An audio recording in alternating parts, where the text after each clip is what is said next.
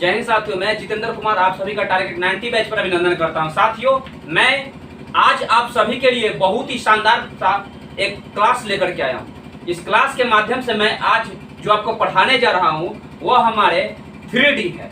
3D यानी 3 dimension. साथियों, मैंने 2D आपको ऑलरेडी पढ़ा दिया है और आज मैं आपको 3 डायमेंशन के बारे में बताने जा रहा हूं। उस पर बहुत सारे क्वेश्चन को मैं बेसिक से करूंगा भी। साथियों, पहले इसकी गहराई को हम लोग समझेंगे आज कि 3D होता क्या है। समझिएगा बातों को। 3D यानी कि साथियों ये हमारे क्षेत्रमिति यानी कि मेंसुरेशन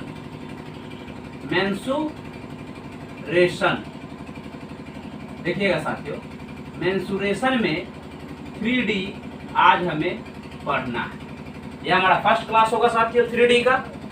बात की गहराई को आप समझिएगा। मैं आपको क्या आज बताने वाला हूं साथियों, आप अच्छी तरह से और धैर्यपूर्वक इत्मीनान के साथ बने रहिए। और हाँ साथियों, अभी तक चैनल आपने सब्सक्राइब नहीं किया है तो चैनल सब्सक्राइब कर लीजिए, बेल आइकन दबा दीजिए साथियों, और इसे दोस्तों तक भी शेयर कर दीजिए ताकि आज का जो ये शानदार बैच है उनके जीवन में एक नई क्रांति ला देगा साथियों। ठीक है, जरा सा हम चर्चा करने जा रहे हैं 3D के बारे में।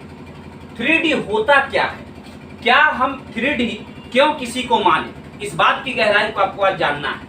मैं आपसे अगर कहूं कि 3D की बात मैं चर्चा करूं साथियों, इससे पहले कि मैंने आपको 2D पढ़ाया था तो मैंने उसमें आपको चर्चा किया था कि 2D में मोस्टली जो होता है लेंथ और ब्रेथ की चर्चा होती है, जबकि 3D में हमें लेंथ ब्रेथ के साथ साथ में उसकी हाइट की भी चर्चा होती है साथियों। यदि मैं जनरली अगर एग्जाम्पल के तौर पर आपसे कहूं तो मैं जिस रूम में रह रहा हूं ना, उस रूम के बारे में यदि कहूं तो वह 3D है। ठीक है, यदि मैं बोर्ड पर सामने आपको पढ़ा रहा हूं तो यह बोर्ड भी 3D है। क्यों भाई? क्योंकि जिस रूम में मैं रह रहा हूं उस रूम में लंबाई भी है, उसकी चौड़ाई भी है और उसकी हाइट भी है। बात को समझ रहे हैं साथियों, मैं आपको क्या कहना चाहता हूं। ठीक उसी प्रकार इस बोर्ड पर भी देखिए, इस बोर्ड की लंबाई भी है, इसकी चौड़ाई भी है और इसकी हाइट भी है साथियों। इस बात से आप सहमत है? यानी मोस्टली चीज जो होती है ना वह लगभग 3D ही होती है। जैसे यदि मैं आपको कहूं साथियों ये एक डस्टर है, तो ये डस्टर है तो इसकी लंबाई और इसकी चौड़ाई सब कुछ दिया हुआ है और इसकी हाइट भी दी हुई है साथियों, तो यह क्या है? 3D है। यदि मैं इस मार्कर की चर्चा करूं साथियों तो इस मार्कर में भी लंबाई और इसकी चौड़ाई और इसकी ऊंचाई भी है, तो यह भी 3D को डिनोट करता है। और हाँ, यदि आप कहेंगे कि सर आप क्या है, तो मैं कहूंगा मैं भी 3D हूं। यदि मैं आपके बारे में कहूं तो आप भी 3D है। तो साथियों 3D यानी 3 डायमेंशन, जिसमें लेंथ ब्रेथ और हाइट बहुत ही भूमिका निभाता है। जरा गौर से देखिएगा, मुख्य रूप से हमें 3D में जानना क्या है साथियों, जरा समझिएगा। इसमें हमें 3 चीज जानना है। क्या जानना है? लंबाई, जिसे हम लोग साथियों लेंथ कहते हैं। क्या कहते हैं? लेंथ कहते हैं। एक होता है चौड़ाई, जिसे हम लोग क्या कहते हैं? ब्रेथ कहते हैं साथियों। ठीक है, चौड़ाई को हम लोग क्या कहेंगे? ब्रेथ कहेंगे। ठीक है, और एक होता है क्या? ऊंचाई, जिसे हम लोग हाइट कहेंगे। ये तीनों का इसमें बहुत ही इंपॉर्टेंस होता है। ठीक है, तभी जाके ये 3D का एक स्ट्रक्चर का निर्माण करता है। यानी मोस्टली चीज जो है साथियों हमारे रियल लाइफ में 3D पर ही आधारित है। आप समझ लीजिए, इतना ही जानिए। यदि आप कार में घूमते हैं तो कार भी 3D है। यानी बहुत सारे ऐसे चीजें साथियों जिसकी आप चर्चा खुद कर सकते हैं, आप अनुभव कर सकते हैं इस चीज को। तो मैं आपसे कहना चाहूंगा कि ये 3D में लंबाई, चौड़ाई और ऊंचाई की मुख्य भूमिका है। तो बात ये होती है कि 3D किस पे लाइज होगा, ये किस पे लागू होगा साथियों, ये 3D किसके लिए है, हमें इसकी बातों को आज अच्छी तरह से जानना है। यदि मैं चर्चा करूं साथियों तो मैं कहूं घन के बारे में, जिसको हम अंग्रेजी में बोलते हैं क्यूब। समझिएगा साथियों, ये जो घन आपको दिख रहा है ना, इस घन में आपको लंबाई, चौड़ाई और ऊंचाई दोनों तीनों की जरूरत है। देखिएगा साथियों, यदि मैं घन बनाऊं तो मैं आपसे कहूंगा कि ये इस प्रकार के बनेंगे। ठीक है, यदि मैं इसको ऐसे कर दूं ठीक है, ऐसे ऐसे थोड़ा सा लग रहा होगा साथियों कि थोड़ा सा ये चौड़ा बन गया है, ठीक ना। तो हम इसको क्या कर सकते हैं, ऐसे इसकी आकृति बना सकते हैं। ये थोड़ा सा चौड़ा हो गया है। अब रह गई साथियों, मैं आपसे ये भी बात कहना चाहूंगा, याद रखिएगा कि घन जो होता है ना, एक प्रकार के वर्ग की तरह काम करता है, जबकि घनाव जो होता है साथियों एक तरह आयत का काम करता है, ठीक है। इस बात को केवल अभी जानिए और इसे अपने रियल लाइफ में उतारिए, समझिएगा साथियों। दूसरा मैं अगर चर्चा करूं तो घनाव के बारे में चर्चा करूंगा। किसके बारे में चर्चा करूंगा, इसको बोलते हैं क्यूबॉइड, ठीक है। क्या बोलते हैं इसको, क्यूबॉइड बोलते हैं। और दो आयत की आकृति बना करके इसको अगर मैच करा देते हैं साथियों, ऐसे देखिएगा, तो यह एक घनाव का आकृति ले लेता है। इस बात से आप सहमत हैं, ये घनाव का आकृति ले लेता है। जबकि अब इसे लंबाई और इसकी चौड़ाई और ऊंचाई यदि इक्वल ले ले तो यह किस चीज का निर्माण कर देता है ये साथियों, तो ये निर्माण करता है घन का। अब रह गई बात कि आगे हमें इसमें पढ़ना क्या है, तो घन के बारे में, घनाव के बारे में। तीसरा है साथियों बेलन। बेलन को हम लोग अंग्रेजी में क्या बोलते हैं, सिलेंडर बोलते हैं साथियों। इस बात को आप समझ रहे हैं, सिलेंडर बोलते हैं, ठीक है। यदि मैं चौथा चर्चा करूं तो वो है हमारे लिए शंकु, जिसको हम लोग बोलते हैं कोन। क्या बोलते हैं, कोन बोलते हैं। एक होता है साथियों शंकु के अलावे एक होता है गोला, समझिएगा साथियों, जिसको हम लोग क्या बोलेंगे, स्फेयर बोलेंगे साथियों। क्या बोलेंगे इसको हम, स्फेयर बोलेंगे, ठीक है। और एक होता है अर्धगोला, जिसको क्या बोलेंगे हम, सेमी स्फीयर बोल सकते हैं साथियों। समझिएगा इस बात को, मैं आपसे क्या कहना चाहता हूं साथियों, इस बात को आप समझिएगा। मैं आपको ये बताने जा रहा हूं कि 3D जो होते हैं वह किसमें लागू होता है, इस चीज को जानना जरूरी है, ताकि हम इस प्रश्न को अच्छी तरह से समझ सके और पूरे बेसिक से रियल लाइफ में इसे आप सॉल्व कर सके। ध्यान दीजिएगा, यदि मैंने चर्चा किया शंकु के बारे में, इन सब के बारे में मैंने आपसे चर्चा किया साथियों, तो इन सब में इसकी लंबाई चौड़ाई और ऊंचाई की जरूरत पड़ती है। इसमें भी है, इसमें भी है, और इसमें और इसमें भी है। एक होता है साथियों हमारा छठा कहता है क्या, प्रिज्म। प्रिज्म बोलिए, या इसी में एक आता है पिरामिड। पिरामिड, तो साथियों प्रिज्म जो है और पिरामिड है, इसमें भी 3D काम करता है, ठीक है। तो हम लोग चलेंगे, इसके कुछ प्रॉपर्टीज है जो कि हमारे फॉर्मूला के रूप में काम आते हैं साथियों, वो सूत्र के रूप में काम आते हैं। जरा सा इसकी बात की गहराई को समझिएगा। ये सब कहना क्या चाहता है आपसे, आपके मन में एक प्रश्न उठता होगा कि सर यदि 3D है तो इनमें किसकी चर्चाएं ज्यादा महत्वपूर्ण है। तो मैं कहूंगा साथियों 3 डायमेंशन में 4 चीजों का मुख्य भूमिका है। वो 4 चीजें क्या है जरा आप समझिएगा। 3 डायमेंशन में 4 चीजों की मुख्य भूमिका है। पहला, उसके क्या बोलते हैं, उसके आयतन का। दूसरा है उसके वक्र पृष्ठीय क्षेत्रफल का। और तीसरा है साथियों उसके संपूर्ण पृष्ठीय क्षेत्रफल का। और चौथा क्या कहता है, उसके डायगोनल का। तो साथियों जिसका जो कंडीशंस के अनुसार हमें प्रश्न में पूछे जाएंगे उस रूप से हम उसको हल करेंगे। बात की गहराई को समझिएगा। यदि मैं आपसे कहूं घन के बारे में साथियों, तो आप बताइए कि घन का आयतन क्या होता है। तो घन का आयतन क्या होगा, भुजा इंटू भुजा इंटू भुजा, लंबाई चौड़ाई इंटू हाइट, ठीक है। घन का आयतन हो जाएगा साथियों भुजा की, ठीक है। अब रह गई बात, रह गई साथियों ये ए नंबर में है।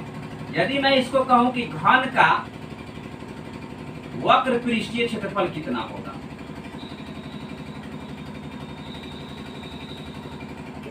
देखिएगा साथियों वक्र पृष्ठीय क्षेत्रफल कितना होगा।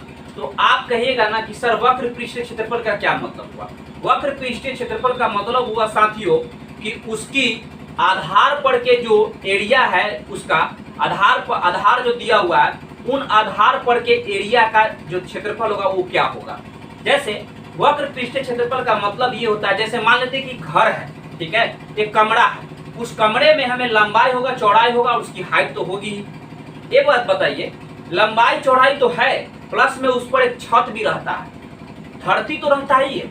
जब आप उसको बनाते हैं घर को तो दीवार बनाते हैं, धरती तो आपको ऑटोमेटिक मिलने लगता है जमीन, और ऊपर आप छत ढालते हैं। तो वक्र पृष्ठ का मतलब होता है कि चारों दीवारों का एरिया, समझ रहे हैं, चारों दीवारों का कुल एरिया कितना होगा वही हमारा वक्र पृष्ठ को दर्शाता है, ना कि ऊपर वाले सतह का। समझिएगा, मैं आपसे क्या कहना चाहता हूं कि इसमें यह बताया जा रहा है, यदि मैं इसको अलग अगर लिखूं तो इनके सतह इस प्रकार से बनेंगे साथियों।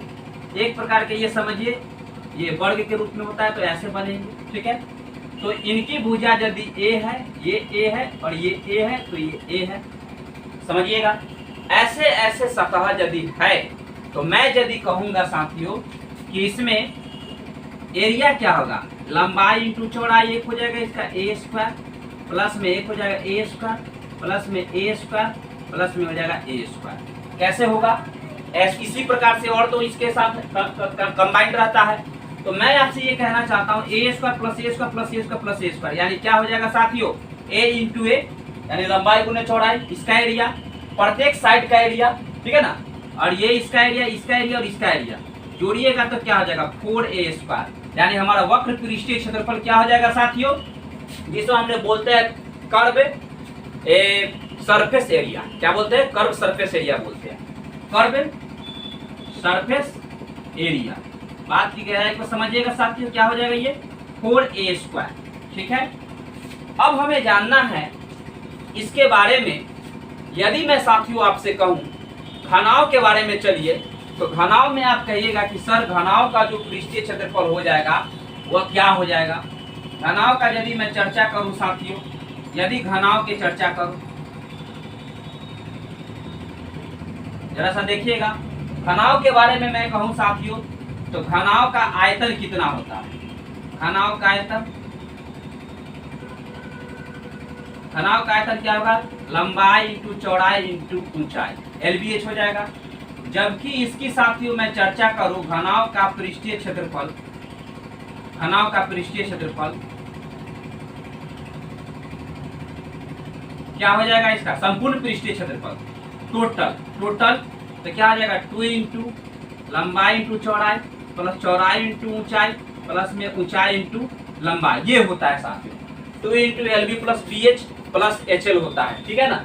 ये इसका जो है हमारा टोटल सरफेस एरिया होगा साथियों, ठीक है, संपूर्ण पृष्ठीय क्षेत्रफल।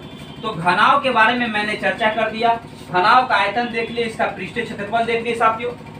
यदि आप कहिएगा कि सर इसका विकर्ण निकालना हो तो कैसे निकालेंगे, जरा सा गौर से देखिएगा। यदि मैं घनाव के विकर्ण की बात करूं तो मैं इसके बारे में कहूंगा साथियों, घनाव के विकर्ण के बारे में कहूं, विकर्ण के बारे में, डायगोनल के बारे में, तो ये क्या हो जाएगा साथियों, root under L square plus B square plus H square, ठीक है।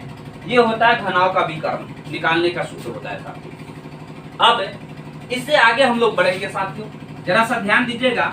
मैं अभी जो आपको पढ़ा रहा हूँ ना पूरे बेसिक से पढ़ा रहा हूँ साथियों, और हाँ याद रखिएगा जब मैं फाउंडेशन बैच में आपको पढ़ाऊंगा, मैंने कई वीडियो को फाउंडेशन वाला में यानी कंप्लीट मैथ वाला में आपको अपलोड कर दिया हूँ वीडियो को, और उसमें भी मैं पढ़ाने वाला हूँ साथियों। थोड़ा वक्त न मिलने की वजह से मैं भी क्लास नहीं ले पा रहा हूँ, पर मैं उसमें भी नया नया वीडियो को डालूंगा साथियों, ठीक है। उसमें मैंने शायद सिंपल इंटरेस्ट तक आपको पढ़ाया था, आगे भी पढ़ाऊंगा, आप निश्चिंत रहिए। पूरे एकदम जीरो लेवल से मैं सारे टॉपिक्स को फिर से मैं आपको पढ़ाऊंगा उस कंप्लीट बैच में साथियों। यदि आप जीरो लेवल से पढ़ना चाहते हैं तो आप जाइए SP मंत्रा क्लासेस चैनल पर सर्च कीजिए साथियों, और वहां पे मैंने जो वीडियो अपलोड किया हुआ है प्रत्येक सब्जेक्ट का, उसके ये चैप्टर्स का नाम दे करके मैंने सबको फोल्डर फाइल बना करके रखे हुआ हूँ, आप उसे देखिए, अच्छी तरह से सीख जाइएगा साथियों। ये तो आपका टारगेट बैच है RRC ग्रुप D का, ये तो आप जानते ही है। अब साथियों मैं यदि मैं चर्चा करूं बेलन का, समझिएगा इस चीज को, बेलन को हम लोग बोलते हैं सिलेंडर।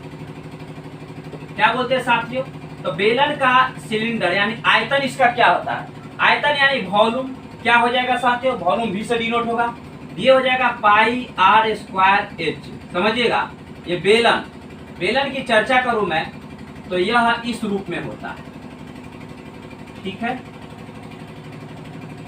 इस रूप में। थोड़ा सा चित्र जो है साथियों टेढ़ बन सकता है ऐसे, ठीक है, इसको ऐसे मिला और ये इसका हाइट होता है, लंबा सीधा, ठीक है।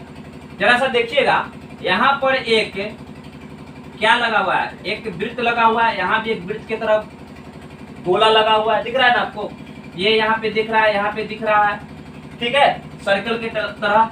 तो ये बताइए, ये तो इसकी त्रिज्या, ये यहाँ पे केंद्र बिंदु होगा, यहाँ त्रिज्या, यहाँ भी त्रिज्या आर, यहाँ भी आर, यहाँ भी आर और यहाँ भी आर हो जाएगा, और ये एच होता है साथ, ठीक है। तो हमें कहता क्या है कि लंबाई इंटू चौड़ाई इंटू ऊंचाई, यही ना होता है, जनरली इसमें मेथड होता है। तो कहने का मतलब क्या साथियों, यहाँ पर हमारा वॉल्यूम की चर्चा होता है, तो मैं यहाँ पे कहूँ साथियों कि आयतन क्या होता है बेलन का, तो पाई आर स्क्वायर एच होता है। दूसरा होता है साथियों बेलन के वक्र पृष्ठीय क्षेत्रफल, यानी कर्व सरफेस एरिया, ये क्या होता है 2 into pi into r into h, समझिएगा साथियों, 2 पाई आर एच होता है, ठीक है। जबकि मैं कहूँ total surface area, total surface area, तो ये क्या हो जाएगा साथियों, देखिएगा, ये हो जाएगा 2 pi r into r plus h हो जाएगा, समझिएगा इस बात को मैं क्या कहना चाहता हूं, ठीक है, 2 pi r into r plus h हो जाएगा, ठीक है। अब साथियों आगे देखेंगे हम शंकु के बारे में, ठीक है, इसको हम लोग बोलते हैं कोण, समझिएगा इस बात को। मैं थोड़ा जल्दी इसे खींच रहा हूँ साथियों, ठीक है ना, इसलिए ताकि मैं प्रश्न पर चल सकूं और इसे अच्छी तरह से थोड़ा मैं इसको एक्सप्लेन करते हुए आपको थोड़ा सा पिछले यादों को मैं याद ताजा करा दूं, जो आपने 9th 10th क्लास में पढ़ा है उसी लेवल पर चलना साथियों।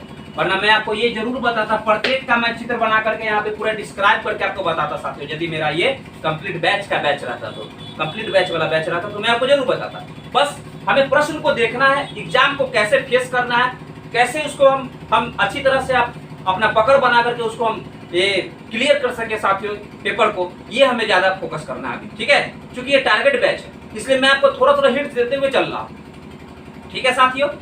जरा ध्यान दीजिएगा, यदि मैं आपसे चर्चा करूं साथियों कि शंकु के बारे में, तो शंकु कैसा होता है, आप कुल्फी खाए हैं, कुल्फी याद है, कुल्फी, कुल्फी का मतलब होता है कि वो क्या बोलते हैं, आइसक्रीम जो नहीं होता है, उसमें जो आइसक्रीम ऊपर से डाला हुआ रहता है और नीचे से शंकु की तरह रहता है, ऐसे रहता है, ध्यान दीजिएगा, ये ऐसे वाला आपने खाया है कि नहीं खाया कभी, इसको बताइए, ध्यान दीजिएगा, ऐसे ऐसे ऐसे ऐसे खाया ना इस प्रकार का कुल्फी, यहाँ पे एकदम आइसक्रीम, समझ में आ रहा है। तो इस प्रकार के जो आकृति होता है ना, ये एक शंकु के जैसा होता है, ठीक है साथियों। जरा सा इसे मैं अगर चित्र में अच्छा से बनाऊं तो ध्यान दीजिएगा, ऐसे ऐसे ऐसे, और ये इस प्रकार से हो जाता है, यहाँ इसकी हाइट होती है, ये ऐसे होती है, ये इसकी तिर्यक लंबाई होती है, तिर्यक लंबाई, ये हाइट हो जाएगा, एक सर्किल की तरह निर्माण होता है, तो यहाँ पर त्रिज्या हो जाएगा, ठीक है। तो इस रूप में रहता है ये शंकु, ठीक है। तो साथियों चलिएगा ध्यान दीजिएगा, मैं शंकु की अगर चर्चा करूं यहाँ पे साथियों, यदि मैं शंकु की चर्चा करूं तो मैं यही कहना चाहूंगा कि शंकु का भी अपना आयतन होता है, ठीक है, शंकु का अपना क्या होता है, आयतन होता है, इसका अपना कुल पृष्ठीय क्षेत्रफल होता है, संपूर्ण पृष्ठीय क्षेत्रफल भी होता है। तो मैं शंकु का अगर चर्चा करूं, शंकु का आयतन भी बराबर क्या हो जाएगा, ये हो जाएगा 1/3 into pi r square h होता है, ठीक है, इतना जानिए। एक होता है शंकु का कर्व सरफेस एरिया, क्या होता है साथियों, पाई आर इंटू एल होता है। एक होता है शंकु का टोटल सरफेस एरिया, ये होता है पाई आर इंटू में आर प्लस में एल होता है। और एक बात और जान लीजिए, शंकु में हमें कहता है तिर्यक लंबाई निकालिए, तो तिर्यक लंबाई यदि निकालने की चर्चा करें तो ये होता है एल बराबर root under h square plus में आर स्क्वायर, ये फॉर्मूला होता है, ठीक है। फाउंडेशन वाला बैच में हम लोग देखेंगे साथियों अच्छी तरह से कैसे कैसे क्या होता है, मैं प्रत्येक फॉर्मूला को वहां पर सिद्ध करके प्रूफ करके आपको बताऊंगा, पहले इस चीज को आप यहाँ पर जानिए जो होता है सो, ठीक है। अब है साथियों, इतने बात तो हो गया है शंकु के बारे में, ठीक है। और शंकु के बाद यदि मैं चर्चा करूं साथियों गोला की, देखिएगा गोला की चर्चा करूं साथियों, तो गोला की अगर मैं चर्चा करूं तो गोला को हम लोग बोलते हैं स्फीयर, ठीक है। फुटबॉल देखा है आपने साथियों, यदि आपने फुटबॉल देखा है तो समझिए कि वही गोला है, ठीक है, ठीक है। फुटबॉल तो समझिएगा गोला के आयतन क्या हो जाएगा, ये हो जाएगा 4/3 pi r into cube, sorry 4/3 pi r cube हो जाएगा पहला।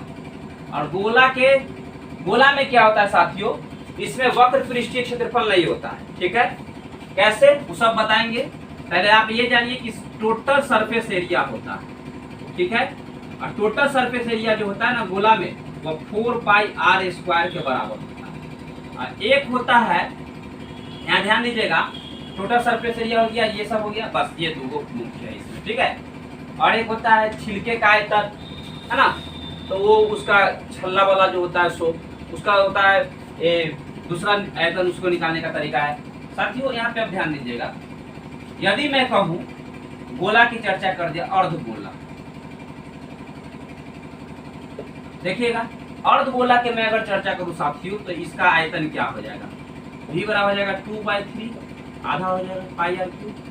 और एक इसका कहेंगे हम, इसमें जो है ना साथियों, इसमें कर्व सरफेस एरिया भी होता है और टोटल सरफेस एरिया भी होता है, ठीक है। मैं आपको बता चुका हूँ कैसे होता है, मैं प्रूफ करके आपको फाउंडेशन वाला बैच में आपको बताऊंगा, और इसमें आपको केवल जानना है कैसे होता है, क्योंकि हमें प्रश्न को जल्दी से जल्दी इसे कंप्लीट करना है सारे सब्जेक्ट को साथ एक साथ, ठीक है ना, क्योंकि समय बहुत कम है। ध्यान दीजिएगा, ये हो गया आयतन, ये कर्व सरफेस एरिया की चर्चा कर रहे हैं, कर्व सरफेस एरिया। तो इसमें क्या होता है, ये होता है 2 pi r square, total surface area होता है 3 पाई आर स्क्वायर, ठीक है साथियों।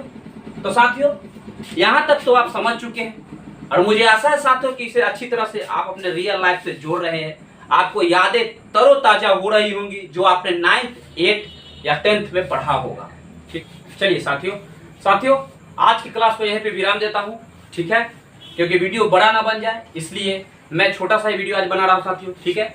आज तो मैंने आपको बेसिक बात बताया है, और कल मैं आपको सारे प्रश्न को लेकर के आऊँगा जो कि आपके एग्जाम में ग्रुप डी पर पिछले प्रीवियस ईयर में जो भी पूछे गए साथियों, और जो पूछे जाएंगे उस प्रकार के सभी प्रश्नों को हम लोग देखेंगे।